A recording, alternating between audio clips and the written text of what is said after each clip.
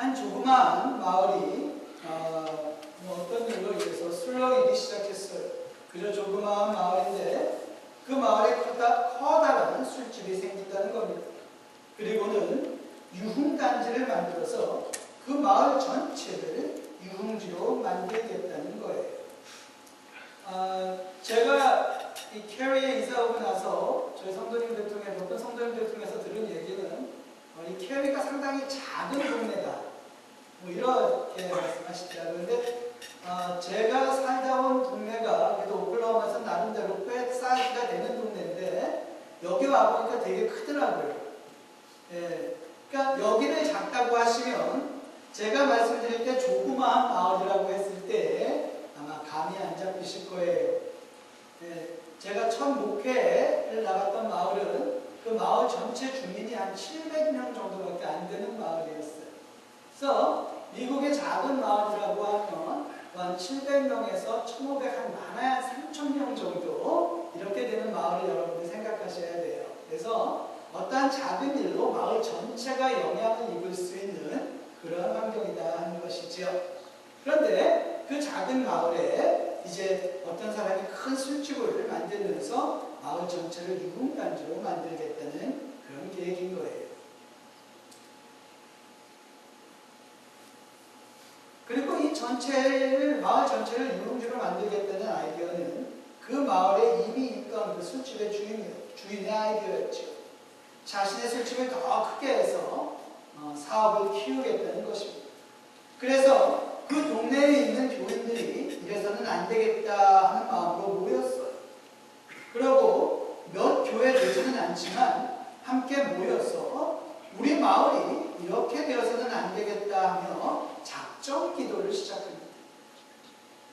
그들이 기도하기를 하나님 어떻게 해서든지 이 사업의 진행을 막아주십시오. 우리 동네가 이렇게 유흥단지가 되어서는 안 되겠습니다. 하며 온 마을의 교인들이 모여서 기도를 하기 시작했습니다. 그런데 며칠 후에 그 술집에서 커다란 불이 나는 바람에 건물 전체가 유실되게 되었어요. 네. 그러니까 일이 이렇게 되자 그 술집 주인이 그 교인들을 고소를 했습니다. 고소한 이유는 교인들이 기도를 해서 하나님이 술집에 불을 내셨다는 거예요. 네. 일이 이렇게 되니까 교인들이 이제 부인을 하기 시작합니다. 아니다. 이건 우리가 기도해서 그렇게 된 게 아니라 그냥 우연히 사고로 불이 난 거지 절대 우리들이 기도해서 그렇게 된 게 아니다. 그리고 반발을 했어요. 자, 이렇게 돼서 법정에서 이제 티격태격 싸움이 난 겁니다. 술집 주인은 저 사람들이 기도해서 하나님께서 우리 저 술집에 불 낸 거다. 여기서 아니다. 그럴 리가 없다. 이거 그냥 사고다. 이렇게 싸움이 난 거예요. 한참을 듣다가 판사가 결론을 내렸는데 판결 내용이 이렇습니다. 어떻게 누가 맞고 누가 그런지 모르겠는데 분명한 것은 술집 주인은 하나님에 대한 믿음이 있고 교인들과 목사들은 믿음이 없다. 끝. 예.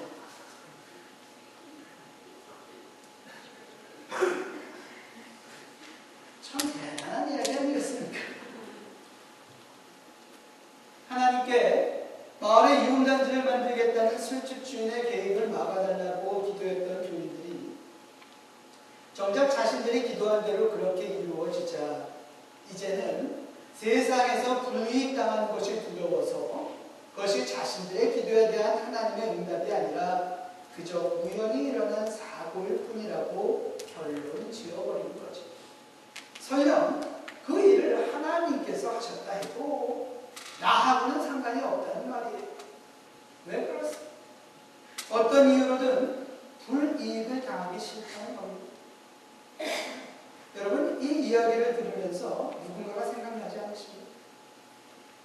오늘 본문의 말씀은 예루살렘에 사는 모든 백성들 앞에서 큰 목소리로 예수 그리스도의 복음을 외치고 또 그의 척반 설교를 통해 무려 3,000명이나 되는 사람들을 예수님께로 이끌었던 베드로에 대해 이야기하고 있습니다.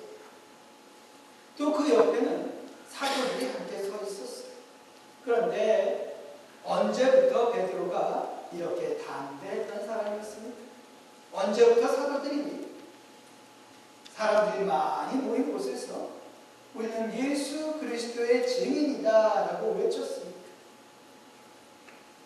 분명한 것, 처음부터 이 사람들이 그랬던 것은 아니라는 것이죠. 예수님께서 잡히시던 날 밤에 베드로는 당신도 저 예수라는 사람과 함께 있었지요? 라는 어린 여종의 질문에 나는 예수가 누군지도 모른다 라고 하며 3번씩이나 예수님을 부인했어요. 왜 그랬을까? 두려워서입니다. 대제사장과 바리새인들이 어떤 사람들이었습니까? 당시 유대사회에서 권력을 가진 사람들입니다. 예수님과 같은 편이라고 하면 무슨 큰 일을 당할 것 같은 그런 분위기였거든요. 예? 그래서 베드로는 자신에게 앞으로 어떤 무서운 일, 정말 좋지 않은 일이 일어날 것 같은 두려움에 대놓고 나는 예수라는 사람 모른다라고 부인하며 과학까지 했어요. 그럼 베드로만 그렇게 몸을 살았습니까? 아니죠. 예수님이 잡히시던 날 밤에 제자들은 다 도망갔어요. 도망가다 못해 어떤 젊은 사람은 옷도 다 벗고 도망갔다 그랬어요. 그래도 용기가 있는 사람들은 멀찌감치 서서 그저 안타까운 마음으로 예수님을 쳐다는 보았는데 그래도 그것이 다였다는 거예요. 요한복음을 보면 예수께서 돌아가신 후에 제자들은 유대인들을 두려워해서 그들이 모인 곳에 문들을 닫아 걸고 숨어 있었다 이렇게 증거하고 있어요. 왜 그랬습니까? 권력을 쥔 사람들이 그들의 권력을 방해한다 해서 예수님을 십자가에 못 박아 죽였는데 이제는 그 제자들이 예수를 대신해서 그 일을 할 수 있으니까 제자들까지 다 죽여야 한다는 소문이 퍼져 있었던 거예요. 숨어 있어야죠. 봉변 안 당하려면 숨어 있어야 되는 거예요. 예수님 부활하시고 승천하신 이후에도 그들 중 누구도 사람들이 모인 곳에서 예수님의 이름을 입에 올릴 만큼 담대한 사람은 없었어요. 물론 예수님께서 성령이 임하실 때까지 그저 모여 기도하며 기다리라고 말씀하셨습니다. 그러나 아마도 그들에게는 그 말씀이 너무나 고마웠을 거예요. 왜냐하면 설령 예수님께서 나가서 나의 부활을 세상 사람들에게 큰 소리로 전하고 사람들에게 세례를 주고 천국 복을 외쳐라 이렇게 말씀을 하셨어도 그 제자들 중 기쁘게 그 말씀에 순종할 수 있는 사람은 아마 한 명도 없었을 것이기 때문에 그렇다는 것입니다. 큰 어려움을 당하고 목숨을 잃을지도 모른다는 두려움이 그들의 손과 발을 묶어놓고 그들의 입술을 얼어붙게 하였을 것이요. 예수님도 그들에게 그만한 능력이 없음을 알고 계셨기 때문에 다락방에 모여 기도하면서 성령의 오심을 기다리라고 하셨던 것입니다. 착실하게 교회에 잘 다니는 중학생 아들이 부모님께 와서 자랑스럽게 이야기를 합니다. 엄마, 아빠, 오늘 내가 점심시간에 드디어 다른 아이들한테 들키지 않고 기도하는 법을 터득했어요 하면서 자랑스럽게 기쁘게 이야기하는 거예요. 그러자 아버지가 근심하며 묻습니다. 왜 너는 다른 아이들 앞에서 하나님께 기도드리는 것이 부끄러우니? 그러자 아이가 대답합니다. 그런 건 아닌데 아이들이 기도한다고 놀리는 게 싫어요. 이렇게 아이들이 뭐라고 하는 소리를 듣고 싶지 않아서 점심시간에 감사기도도 눈치 보면서 해야 하는 이 아이로 곤란한 일을 당하는 것이 두려워서 숨어 있어야만 했던 제자들 사이에는 공통점이 있습니다. 세상에 나가서 저 예수님 믿는 사람입니다. 예수님께서 여러분을 사랑하십니다. 예수님 믿으세요 라고 말하는 것이 사람의 능력으로 되는 것이 아니라는 말씀입니다. 예수님 위해 사는 것이요, 구원의 복음을 선포하는 것이요, 그거 아무나 할 수 있는 거 아닙니다. 그런데 오늘 그런 베드로와 제자들이 예루살렘의 모든 사람들이 모인 자리에서 예수님께서 왜 고난당하셨는지, 부활하셔서 우리의 주님이 되시고 그리스도가 되신 것을 큰 목소리로 선포하지 않습니까? 심지어 너희들이 예수님을 십자가에 못 박았다, 그런데 그런 예수님을 하나님께서 살리셨다, 이렇게 담대히 외치고 있지 않습니까? 네? 뭐 상황이 바뀌어서 유대인들이 다 회심을 했습니까? 네? 유대인들이 이제 마음 바꿔서 예수님 쫓아다니는 사람들 이제 그냥 둬야지, 다 나와서 당신들 원하는 대로 뭐 천국 복음 선포에 이렇게 허가라도 해줬습니까? 네? 상황이 바뀐 것이 하나도 없어요. 여전히 유대인들은 눈에 불을 켜고 예수의 제자들을 쫓아다녔고요, 여전히 예수님 제자들에게는 그리 안 좋은 상황이었어요. 그런데 뭔가가 바뀌었어요. 네? 그러니 죽기를 각오한 사람이 아니면 당시 상황 속에서 이렇게 복음을 선포할 수 있는 이런 일이 가능한 게 아니란 말이에요. 이것을 우리가 기적이라고 부르는 겁니다. 두려움을 이기고 담대히 예수 그리스도의 이름을 전하고 구원의 복음을 선포하는 이들이 기적이 아니고 또 무엇이겠냐. 그리고 이 기적이 성령님께서 그들에게 임하신 후에 일어났다는 것을 사도행전 2장의 말씀이 우리에게 오늘 증거하고 있는 것입니다. 다시 말해서 오늘 사도행전은 베드로와 그 사도들, 또 그 모든 예수님을 따르던 사람들이 바로 첫 성령의 기적이다, 이렇게 말씀하고 있는 것입니다. 오순절날 가락방에 모인 120명의 사람들에게 성령이 임하였을 때에 그들에게 일어난 사건은 방언으로 말하는 것만이 아니었습니다. 실제 일어난 사건은 그들의 중심이 바뀌는 것이었어요. 그들 마음속에 있던 두려움이 사라졌습니다. 세상의 권력 가진 사람들을 두려워하는 마음, 세상에서 그들이 당할 수 있는 불이, 또 어려움을 두려워하는 마음, 불확실한 미래를 두려워하는 마음, 그 모든 것이 사라졌어요. 그런데 어떻게 그런 일이 생긴 것인가? 성령께서 그들 안에 충만하게 역사하시니까 그들 마음에 있는 모든 걱정들, 두려움들이 성령에 의해 밀려나 버렸다는 것이에요. 그리고 그들로 하여금 주님의 구원 사역을 감당할 수 있는 능력이 되셨다는 것입니다. 그래서 오늘 베드로가 담대하게 예수님께서 그리스도이심을 선포하고 온 이스라엘이 회개하고 세례를 받고 죄 사함을 받으라고 외칠 수 있게 되는 것입니다. 교회가 이 땅에서 감당해야 할 가장 중요하고 우선되는 사역이 무엇입니까? 예수님께서 우리의 구세주이심을 선포하고 예수님의 이름으로 사람들에게 세례를 주고 예수님의 제자 만드는 것 아니겠습니까? 우리 아가페 교회가 이 사역을 이제껏 잘 감당해 왔다고 우리가 예수님 앞에 당당히 말씀드릴 수 있습니까? 우리가 지금 예수님의 충성된 제자들이며 우리를 통해 주님의 천국 복음이 이 땅에 선포되어지고 있다고 예수님께 말씀드릴 수 있습니까?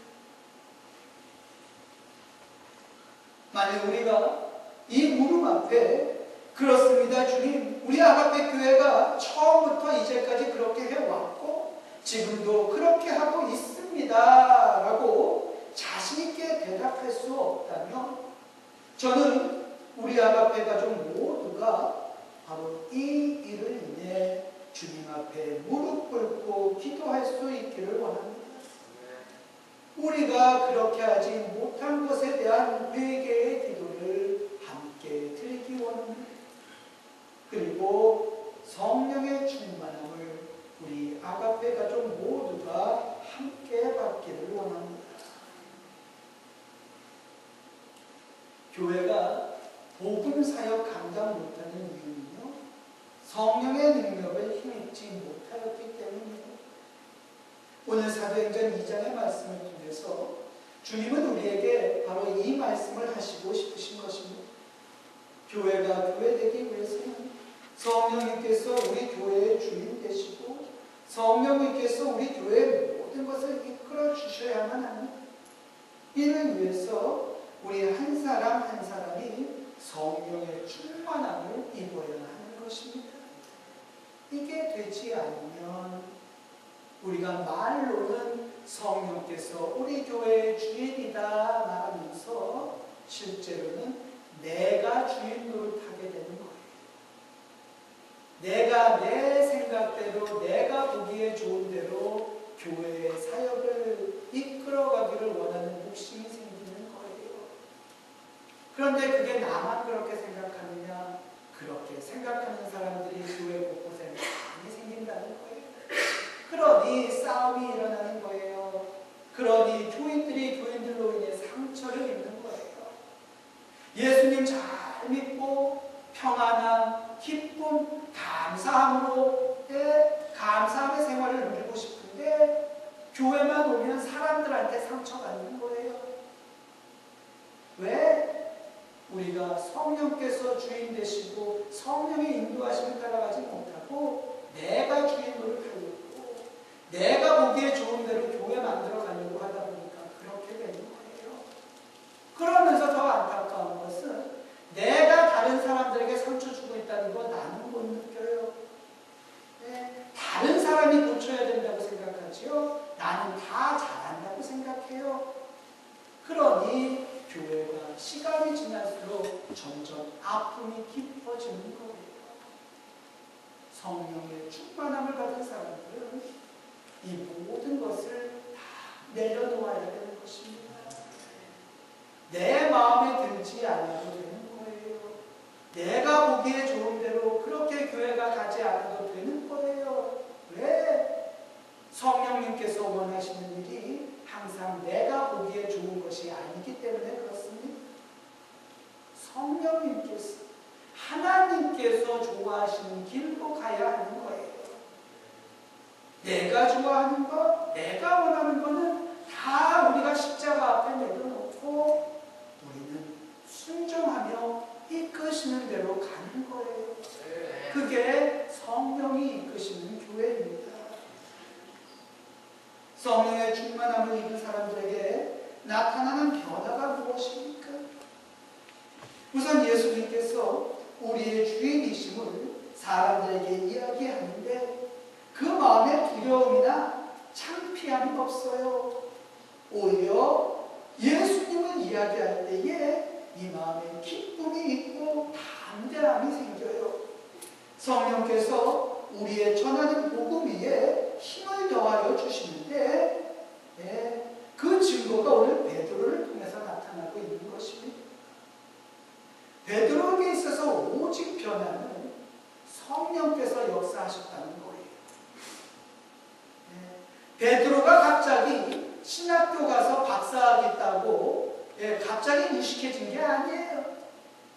베드로가 갑자기 군대에 가서 특수훈련 받고 마음이 담대해진 것도 아니에요. 그저 같은 베드로예요. 그런데 성령께서 그 안에 역사하시니까 성령께서 베드로를 움직이시니까 베드로라는 사람을 통해서 선포되어지는 말씀에 능력이 생기더라 하는 것이에요. 바꿔 얘기하면 성령께서 베드로를 통해 말씀을 선포하시고 그 말씀을 통해 수천의 사람들을 구원하시게 된다는 것입니다. 우리가 이러한 성령의 능력을 믿고 의지해야 합니다. 이것이 믿음이에요. 성령이 함께 하신다는 것을 믿고 선포하는 것이에요. 그런데 오늘 말씀을 보면 우리가 먼저 죄의 고백을 하지 않으면 성령께서 임하시지 않는다고 했어요. 우리 안에 있는 죄의 고백이 먼저 이루어지고 그에 대한 죄사함의 은혜가 우리 안에 임하고 그러고 우리가 다 내려놓았을 때 성령께서 임하신다 이런 말씀이에요. 우리 교회가 요사이 많이 힘들다 하는데 이는 우리의 영이 그만큼 약해져 있기 때문에 교회가 영적으로 강하면 세상의 어떤 시험도 또 힘든 일도 기도를 통해 능히 감당할 수 있어야 하는데 교회의 어려움 앞에 교회의 기둥을 붙잡고 함께 기도하는 성도들이 우리 교회에 많지 않다는 것이 너무 가슴이 아파요. 네? 다른 것을 우리가 포기하고 차라리 집에서 밥 한 끼 먹는 거 뭐 하나 하는 걸 포기하고 시간 내는 대로 와서 우리 교회 기둥 붙잡고 하나님 우리 교회가 요즘 영적으로 다시 회복되어져야 되겠는데 이 우리 교회 아가페 교회 영적 회복 이루어주세요. 우리 교회가 요즘 이런저런 일로 힘든데 우리 교회 안에 성령이 충만토록 역사하게 해주세요. 교회 기둥 붙잡고 기도하는 교인들이 늘어나야 그 수가 늘어나야 이 아가페 교회가 하나님 보시기에 기뻐하시는 자랑스러워할 만한 하시는 그런 교회가 될 수 있다 이 말씀이에요.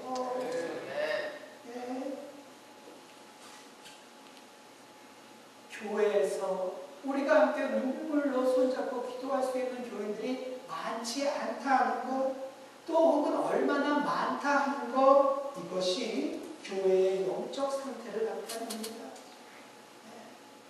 여러분, 제가 한국에서도 그렇고 미국에서도 그렇고 여러 교회를 다녀볼 기회가 많았어요. 미국인 교회도 다녀봤고요. 한국인 교회도 여러분, 한인교회도 많이 다녀보게 됐죠. 교회마다 특성이 있는데요. 우리가 흔히 얘기하는 것처럼 그 교회의 영적인 건강이 굉장히 강한 교회가 있는가 하면 겉으로는 멀쩡한데 영적인 삶이 굉장히 메말라 있는 교회들이 있어요. 어떻게 그것이 분별이 되냐 하면요. 먼저 교인들의 얼굴을 통해서 드러나요. 영적으로 강한 교회들은요. 교인들의 얼굴에 그냥 억지로 웃는 웃음이 아니라 속에서 나오는 어떤 그 참지 못하는 기쁨이 있어요. 다음에 모든 교회에 이런저런 부딪힐 수 있는 이 의견 차이에서 오는 그런 다른 점들이 많은데요. 그런 모든 어떤 다른 점들, 어려운 것들을요. 합심해서 이겨내려고 하는 괜찮아, 함께 합시다라는 분위기가 조성이 돼요. 그런데 영적으로 메말라 있는 교회들은요. 문제만 있으면요. 누구 문제야? 누가 이렇게 했어? 하고 누가 잘못한 사람을 먼저 꼬집어내려고 그러고요. 누구한테 책임을 물으려고 그래요. 같이 풀어나가려는 사람은 없어요. 잘못한 사람을 찾아서 잘못한 사람을 갖다가 어떻게 해요? 정죄하려는 분위기만 있는 거예요. 영적으로 성숙한 교회하고 영적으로 메말라 있는 교회의 차이가 이거예요. 그런데 이러한 영적 건강이 어디서 나오느냐? 기도하는 사람들이 얼마나 되느냐에 따라 내 모든 것을 다 바쳐 하나님께 드리면서 기도하느냐, 그저 내 할 일 다 하면서 기도하느냐의 차이가 여기는 있어요. 정말 인생하기 힘들고 바쁘잖아요. 정신없잖아요. 그런데요, 그런 것을 하나님께서 아셔요. 아시기 때문에 그 빠듯하고 힘들고 바쁜 시간을 억지로 쪼개서 하나님께 드리고자 하는 마음을 더 귀히 여기신다는 얘기예요. 하나님, 나 지금 할 일 되게 많고요. 하나님, 나 육신적으로 지금 굉장히 피곤한데요. 그래서 내가 더 하나님의 은혜를 사모하게 됩니다. 하나님, 그래서 내 이 피곤한 육신이 이끌고요. 온전히 하나님께 이 시간 드리고 싶어서요. 이 기도에 제가 쌓고 무릎 꿇었어요. 하나님 은혜 내려주세요 하고 기도하는 그 간절함을 하나님께서 귀히 여기신다는 거예요. 우리에게 이런 믿음과 헌신이 필요한 것입니다. 그렇게 기도하는 교인들, 성도들 머리에 하나님께서 성령의 은혜를 부어주시는 것이고요. 그런 교인들이 하나씩 들어서 모든 교회가 그렇게 무릎 꿇고 기도하는 그 교회가 성령이 차고 넘친다는 것이에요. 반면에 무슨 회의하자 그러면 작정 모이고요. 뭐 먹자 그러면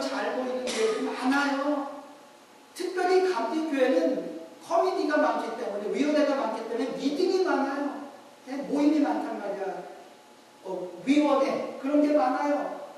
그런데 그런 회의 많아서 좋은 거 하나도 없어요, 교회에. 예? 교회 회의만 있면요, 사람들이 회의에 들어요. 회의에 빠지는 거예요. 가급적인 회의는 짧게 하는 게 좋은 겁니다. 적게 하고 짧게 하는 거예요. 그런데 그런 회의에는 잘 참여하는데 기도하고 예배하고 말씀 공부하는 데는 사람들이 안 모이는 교회들이 있어요. 예? 그런 교회는 영적으로 메마르고 아무리 잘 모여도 소용없어요. 왜냐하면 무슨 문제 하나가 생기면 그 모임 회의의 자리가 싸움의 자리가 되거든요. 예? 또 교회에 어떤 분란이 문제가 생기잖아요. 그러면 밥 먹는 자리가 누구를 성토하는 자리가 되거든요. 그러면 그 교회에 그런 여러 다양한 모임들이 교회가 영적으로 바로 사는데 아무런 도움이 안 되는 거죠. 문제가 있을 때 문제를 더 안 좋게 만드는 역할을 하는 거죠. 문제를 해결하는 역할을 못해요. 왜? 서로 모여서 서로 문제가 있다고 할 때입니다. 그러나 영적으로 건강한 교회는요, 모여서 함께 기도를 하기를 원하기 때문에 자기들의 어려움, 자기들의 아픔, 자기들의 문제를 먼저 내려놓거든요. 그러고 하나님 앞에 눈물부터 흘리거든요. 그러고 그 입에서 나오는 얘기가 누가 고쳐야 돼, 누가 잘못했어가 아니라요, 하나님 제가 잘못했습니다 하고 눈물을 흘리면서 기도하기 때문에 그 교회는 아무리 힘든 문제가 있어도 능히 극복할 수 있다는 얘기예요. 회복되어진다는 이야기예요. 그래서 교회가 영적으로 바로 서기 위해서는 우리가 서로 모여서 말 많이 하는 거 좋은 거 아니에요. 모여서 눈물 흘리는 게 더 중요한 거예요. 우리가 모여서 이야기를 하고자 한다면 하나님께서 내게 어떠한 은혜를 주셨고 하나님께서 내게 내 믿음에 이렇게 부족한 것을 반성시켜 주셨다 하는 믿음의 나눔을 하는 것이 옳은 거예요. 그것이 공동체, 믿음의 공동체가 보여야 할 삶의 모습인 것입니다.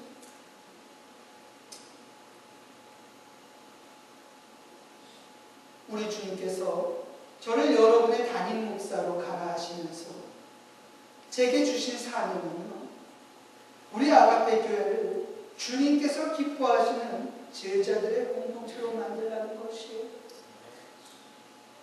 저는 세상에서 이 아가페 교회를 뭐 크게 만들고 뭐 교인들이 엄청나게 많이 모이게 하고 그럴 만한 능력이 없어요.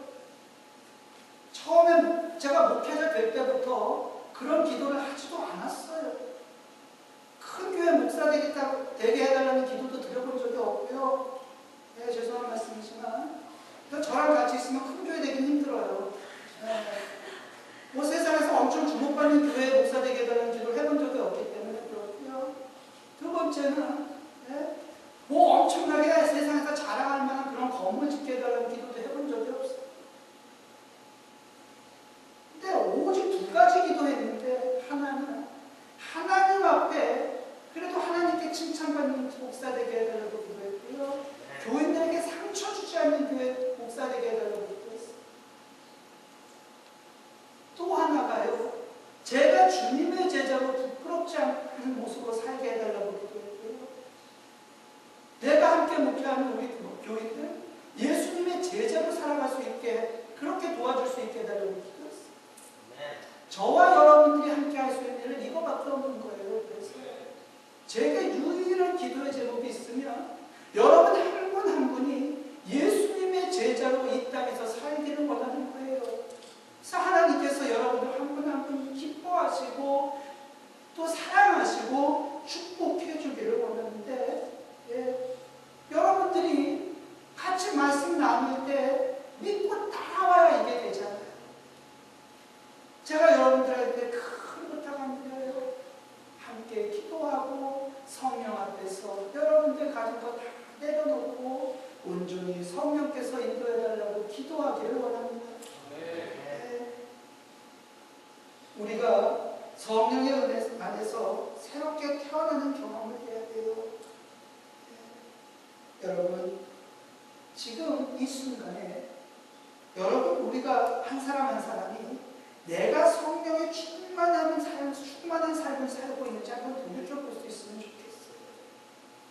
내가 정말 하루하루가 하나님 때문에 기쁜지, 예수님 때문에 정말 의지가 되는지, 지금 이 시간 하나님의 말씀 때문에 내 마음이 기쁜지 한번 돌아보시면 좋겠어요. 때로는 말씀이 도전이 되고 그 말씀이 내게 불편하게 와닿을지라도 내가 그 말씀 앞에 무릎 꿇을 수 있다면 그것이 내 온 삶을 바꿀 수 있는 힘이 된다는 것을 믿으시기 바랍니다. 네. 여러분, 하나님의 은혜는 구하는 자에게 주어지는 거예요. 여러분, 기도하시면서 하나님의 은혜를 구하십시오. 기도하기가 너무 힘드시면 기도할 수 있게 해달라고 기도하셔야 돼요. 네. 하나님, 저 기도 좀 하게 해주세요.